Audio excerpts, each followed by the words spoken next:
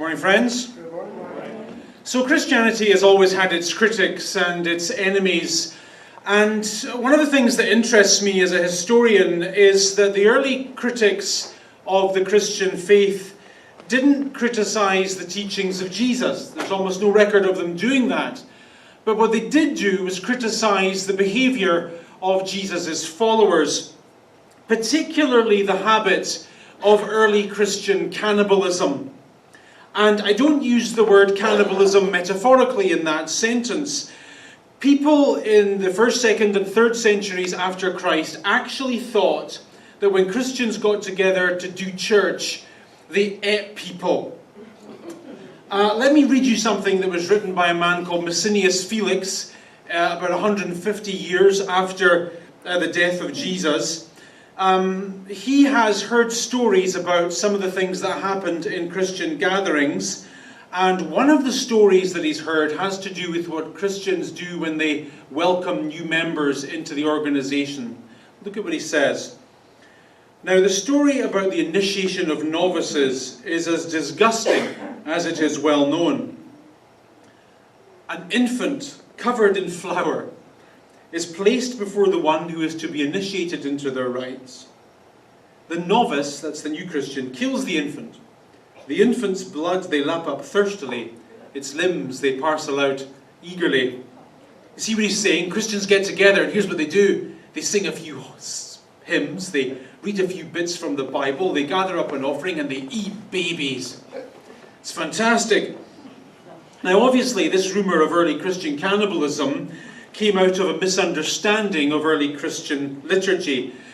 We know that one of the earliest forms of Christian worship was what we today call the Eucharist, taking bread and wine, having communion. And when early Christians participated in this act of worship, they would often quote from the Gospels, and they would read that line, "Take and eat, this is my body, this is my blood." So the opponents of Christianity heard those stories. They added a few interesting bits, and before you knew it, church sounded like a low-budget R-rated horror movie. This morning we're going to look at the part of Mark's Gospel that leads to this misunderstanding. So in Mark chapter 14, Jesus and his followers are getting towards the end. They've been on the road for about 3 years. They've heard everything Jesus has had to say. They've seen a few of the amazing things that Jesus has done, and now it's getting towards the end game. They're going to Jerusalem, and it's that time of year where they celebrate a thing that they call the Passover. And so as they enter the city gates, the followers of Jesus say to him, "Where do you want us to go and make preparations for Passover?" Now when they say to Jesus, "Where do you want us to go and make preparations for Passover?" what they really mean is, "Jesus, we forgot to book a table." Did you book one? And they're having this moment of nervousness because, as I mentioned last Sunday, the population of Jerusalem in the 1st century is about 50,000. However, during major religious festivals, and Passover is the biggest of them all, the population swells to about 250,000. So obviously there's no tables to be found, there's no rooms to be had anywhere. Jerusalem booked up and still does years in advance for Passover. So when they say to Jesus, "Did you book a room?" they're no doubt relieved to hear Jesus say in the next sentence, "Yes, I did." Then Jesus says, "I want you to go into the city, and when you get into the city, you'll see a man who's carrying a jar of water. He will meet you, and you are to follow him to a house." In those days, of course, men didn't typically carry anything. That was thought to be women's work. And so a man carrying a jar of water would have been somewhat eye-catching. So they go into the city, and they see this man carrying a jar of water, and Jesus says, "Follow him to a house. And when you get to that house, say to the owner of the house he enters, 'The teacher asks, where is my guest room, so that I may eat Passover with my disciples?' Then he'll take you to a large upper room, furnished and ready. There you can make preparations, you can cook, and so on and so forth." Now, If I was there with Jesus, and Jesus had said to me, yes, I've booked a room, go into the city and follow the guy who's carrying a jar of water, I'd be like, dude, can you just give me the address? But do you notice how weird those instructions are? What's wrong with go in the gate, turn left, turn right, and it's the third on the left? What's wrong with that? Is it just me, or does this read like a line from a spy movie? Does this read like a James Bond sentence? Go into the city, but be careful there. The eyes of our enemies are around every corner. The walls have ears. Your contact in the city will be a man carrying a jar of water. He's MI6's man in Jerusalem. Follow him to a safe house. Reads like a safe house, doesn't it? And he knows what's coming. He's got everything you need there. Just follow the secret guy into the secret house and everything will be set up. It's all very covert. And the effect of this covertness in the sentence is to demonstrate to you and me as readers of the story that at this point in the end game of the Gospels, what Jesus isn't is a tragic hero caught up in some dark plot that he has no knowledge of and even no control over. Rather, in describing what is about to happen in exact detail, Jesus is demonstrating that he has a foreknowledge of everything that's about to happen. Even the bad bits, perhaps especially the bad bits. After all, if he knows that there's going to be a man with a jar of water in his head, walking left, then right, then left, then right, then second on the right to a house, and he knows that in the upstairs of that house there's going to be a large room and everything's going to be ready there, the chances are he also knows that tonight one of his own disciples is going to stab him in the back. And that by the morning his 12 closest friends are going to abandon him. Chances are he knows that he's going to be arrested and tortured and killed. And if he knows that in advance, the question the Gospel invites us to consider then is, what else does he know in advance? What does he know in advance about your story and mine? And troublingly, what did he know in advance before he chose to get involved with us? I mean, let's pause to consider for a moment the big themes of the Christian faith, like forgiveness, like love, like acceptance. If Christianity is true, then it must be further true that God offered us that forgiveness and that love and that acceptance, knowing in advance who we were and what we were like. All of the good bits and troublingly all of the bad bits. Knowing everything that we have done and are yet to do, the big offers of Christianity are still made. You are loved. You are accepted. You are welcomed. You are forgiven. In advance. So, in verse 16, they go into the city, and just like Jesus said would happen, they meet a man carrying water, and they follow him to the house that Jesus spoke about, and then they make the preparations for the Passover meal. And, as they're preparing the bread and roasting the chicken or the lamb or whatever, and it's fun, right? You're cooking, and you know what you do when you're cooking? You're picking, you're nibbling, you're definitely drinking. There's some of the wine's going into the sauce, most of it's going into your mouth, and they're laughing and they're joking.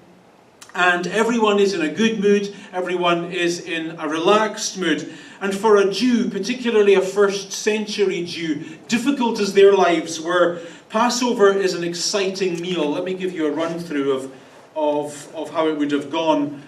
If you were to ask a first century Jew, living as they were under the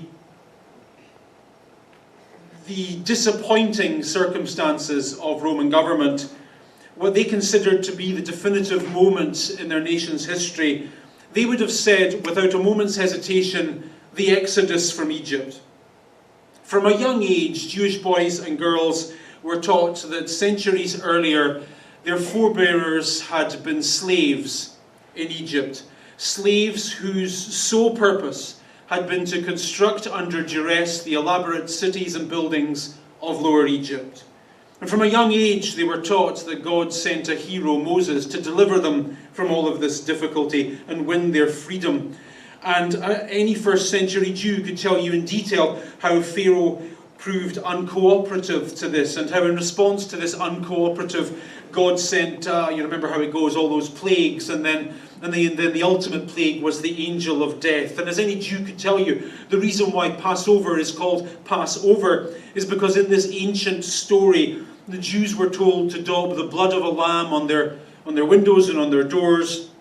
The angel of death would come along, and he would see this blood that marked them as Jews, and they would pass over to some of the nasty Egyptians. And following that night of difficulty and death, freedom was brought, and happiness was delivered to the Jewish people. And the Passover meal that the disciples are preparing while they're picking and drinking and laughing and joking was a symbolic reminder of this. We have that, yes. So, for example, in every single Passover table in Jerusalem, and still today, there would have been some lamb as a reminder of the blood of the lamb that played such an integral part of the story. What else was there? There was an egg as a reminder of the Easter bunny that would one day lay an egg. I'm glad you laughed. So the egg in the story is symbolic of freedom and of a new hope and of a new start in life. There would have been a bowl of red stew as a reminder of the clay with which they had to build all those buildings under duress. There was a bowl of bitter herbs to remind themselves of how bitter life was and how bitter life can still be. But deep down at the heart of this symbolic meal is the idea that one day things are going to get better. Everyone's in a good mood. And according to Jewish culture, throughout the course of this symbolic meal, the youngest boy in the room, which would have been the Apostle John, stands up and asks the host of the meal, which was Jesus, a series of prescribed questions. The first of which was, why is tonight different from all other nights? At which point Jesus, like all the other hosts in Jerusalem that evening, would have answered by retelling the well-known Bible story of the Exodus from Egypt. And as visual aids in that story, he would have pointed to the egg and to the lamb and to the stew and so on and so forth. And all over Jerusalem, 250,000 people are hearing the retelling of this familiar story of difficulty and of deliverance and of a new hope. And they're having a great time. You see, the Passover meal for them was an act of remembrance and of anticipation. It was both a reflective moment, looking back on what God had done in the past, and an anticipation of what God was going to do in the future. Every single person around those tables that night understood that at the moment life was hard. Every single one of them, when they got out of their bed that morning, got up to a life that was less than they once hoped it would be. There was pains, there was agonies, there was difficulties, there was awkward stuff they had to deal with in life. None of these people were on plan A. This is Jerusalem, first century, Roman province. Life is hard. None of these people are living the dream. And with that difficulty, they go to this dinner this night. And they understand intuitively that nothing about their life is as it was meant to be. And that there was therefore a need for some kind of deliverance, some kind of God fixing things event that they were looking forward to. And so just like a little boy on Christmas Eve in Toronto might be told that Santa will come, so too little boys in Jerusalem and Passover were told that maybe tonight the Messiah will come and he'll fix things and everything will be okay. And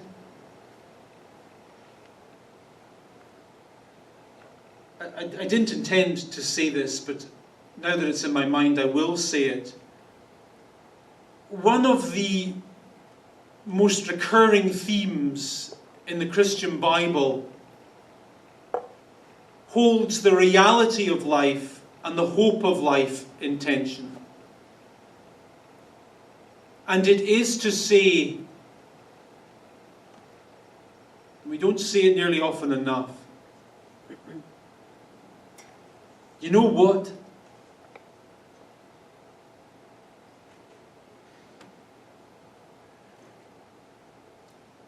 Everything's going to be okay.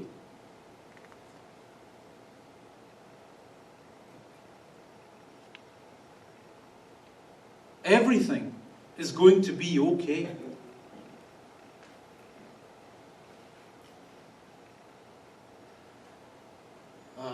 I would have thought you needed to hear that.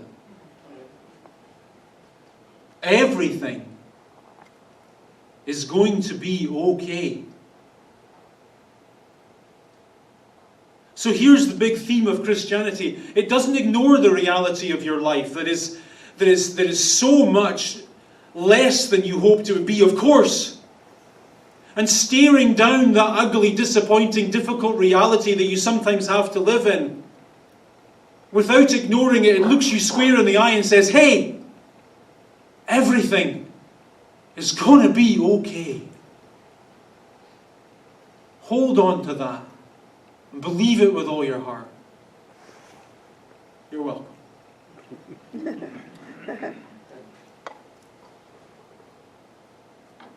So that's the meal. It's long, it's euphoric, it's hopeful, it's extensive. Then Mark's account of what happens at that meal begins well into the proceedings.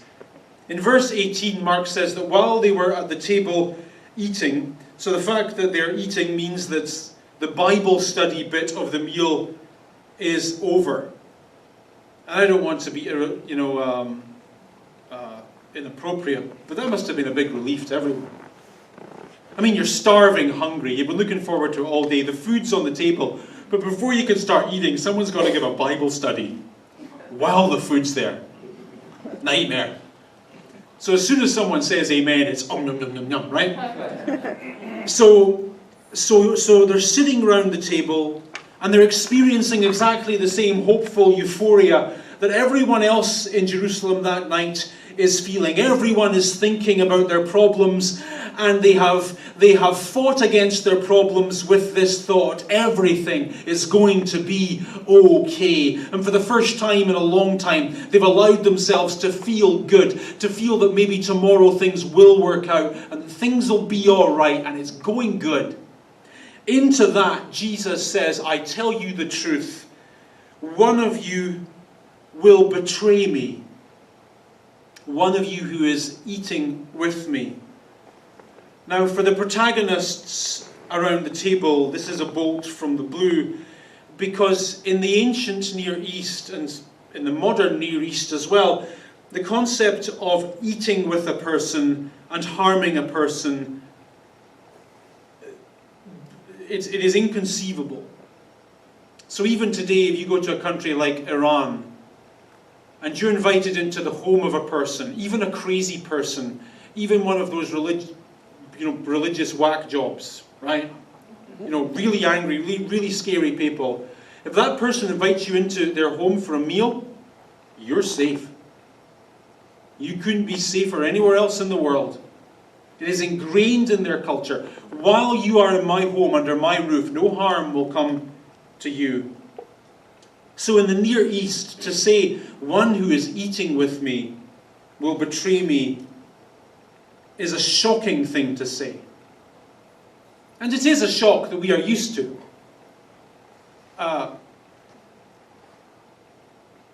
One who has slept in the same bed as me for years. will betray me. One who has shared my bank account will betray me. One who has had children with me will betray me. One who I've gone through life with will betray me. We are used to this pain, to this statement. Mark, however, says that in response to this, each of them were saddened. The word saddened, I think, is a word you know well. It is a word only ever used in the Gospels to describe the emotion a person feels when they have let themselves down or let Jesus down. So in the Jesus story, there's said to be great joy in following him, and there is also said to be great sadness at failing him. And I am, I think, right in saying that this is an emotion that we know quite well. Each and every person in this room knows how it feels to look in the mirror and realize that you have become less than you intended to be. Less than you hoped you would be. That life hasn't taken you where you planned it would. It is a word of remorse, it is a word of regret, it is a sigh that comes deep from the gut. It is, what am I now?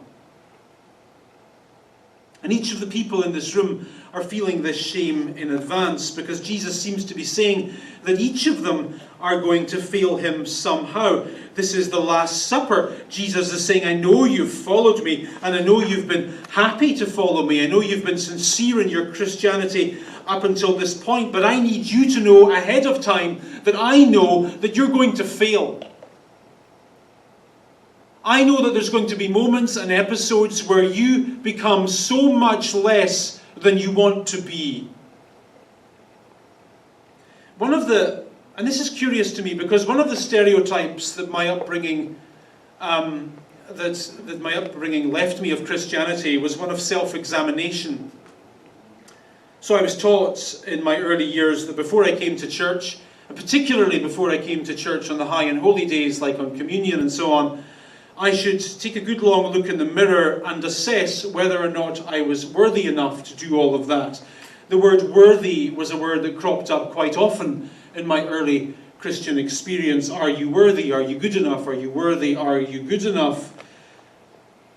I even, as a young man, visited a church once, and I was the guest preacher in this church, and there was communion after church, and I wasn't allowed to take communion because I didn't have a character reference in writing. I was the preacher! But they stopped me taking communion because I didn't have a character reference. A curious way to look at Christianity. Are you good enough?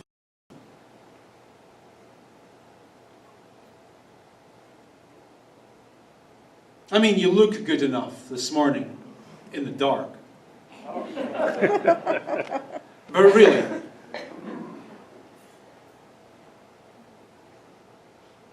like when we strip back all the pretense and all the veneer, are you good enough? If we knew everything that there was to know, would we think you were good enough?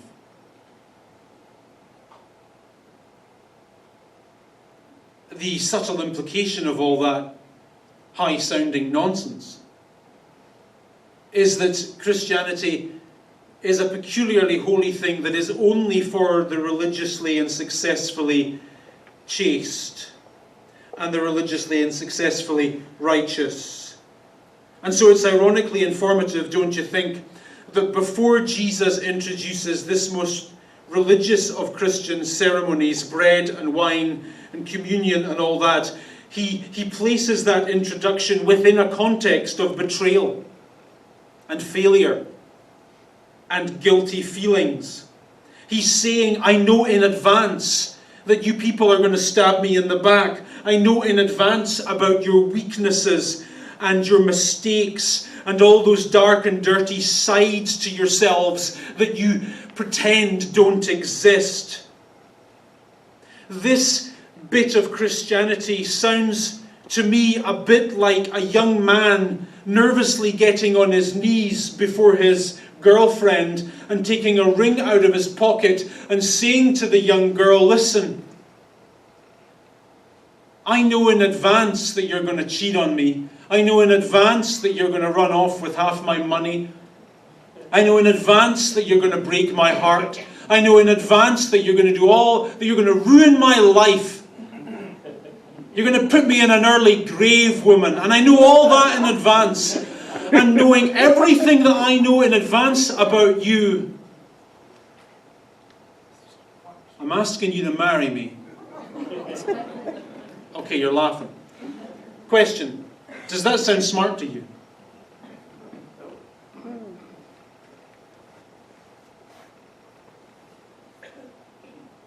Would you advise that young man to go ahead with his proposal?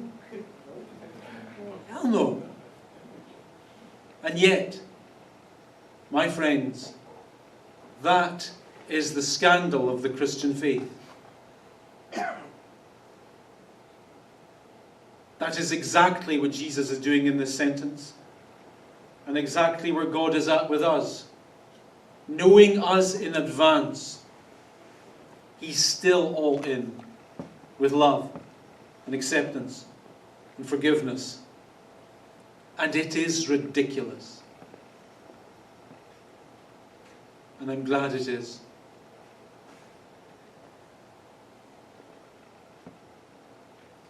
Next sentence, they were saddened, and one by one they said to him, surely not I.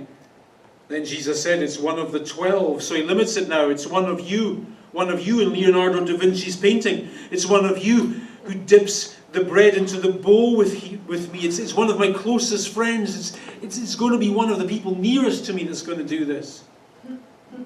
And again, Jesus took bread, gave thanks, and broke it, gave it to his disciples, saying, take, eat, this is my body.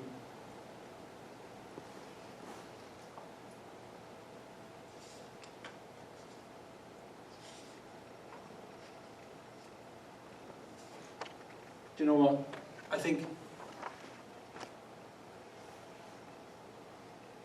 think I'll leave it there, because I think I've given you enough to think about, and I don't want to take away from the brilliant things I've said.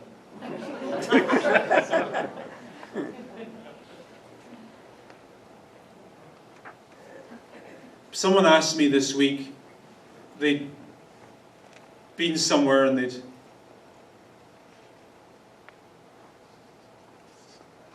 heard a talk about high standards. And I'm all for high standards. I really am. But the subtext of the talk they'd heard about high standards was that if your standards are not high enough religiously, you're out. God rejects you, you're out. And you know what? That's so convincing. It sounds so right, doesn't it?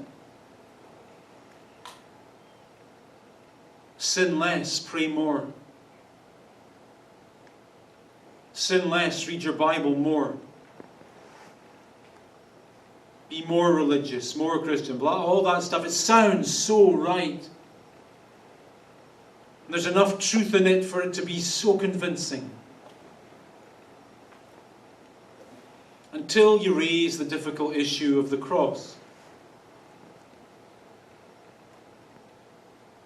If you being super Christian was necessary, then why was the cross necessary? Why did Jesus have to die? What is all that about? Christianity and all of its big hopeful themes like forgiveness, like love, like acceptance, they only make sense as we consider our own sins. And so the truth of Christianity is to say, are you not good enough? Are you immoral? Have you done things that you regret? Are there episodes in your story that if we could play them on the big screen would make you cringe in shame? If we knew, I mean really knew you, Would we want to shun you from church? If that is true, then let me say to you, welcome to church. Jesus is so for you. You're the whole point of Christianity. He looks straight into your life. The life you really live, not the one you pretend to live. And says, holding his body in his blood, I give all of it for you. All of it. Knowing in advance who you are and what you're really like, I give all of it. And take your sins to the cross and forgive you and accept you and offer you my love. Not at your best, but at your worst. Not today, but tomorrow and always. The big theme of the Christian Reformation was that we are at the same time saints and sinners. Does that sound about right? That we are in the same life, sinners and saints?